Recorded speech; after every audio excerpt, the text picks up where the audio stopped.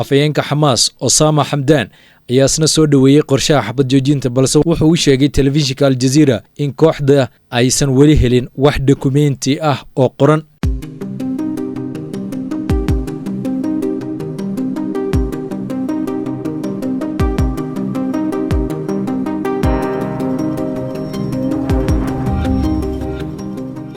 kulan wacan wanaagsan ku soo dhawaada wararkii ugu dambeeyay weerarkii Israel ay ku qaadeen Gaza. in ka badan 1 milyan oo qof ayaa si xoog ah uga barakacay Rafah iyadoo ciidamada Israel ay 24 saac la soo dhaafay ku dileen 40 qof weerar ka dhacay Gaza.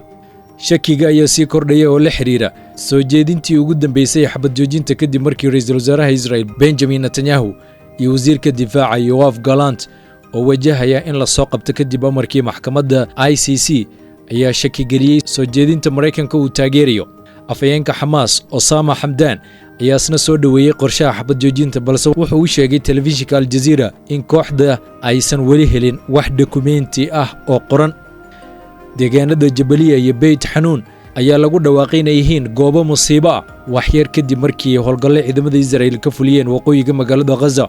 xukuumadda Gaza ayaa sheegtay in ka badan 3500 oo caruur ay halis ugu jiraan inay u dhintaan macluul iyadoo Israel ay sii wado inay hor istaagto bixinta adeegyada gargaarka.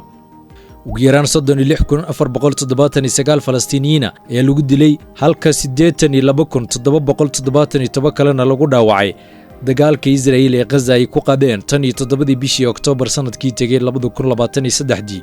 dhimashada dhanka Israel ee weerarka Xamaas ayaa ah ugu yaraan 1139 oo qof iyadoo dad tiro badan wali lagu haysto Gaza.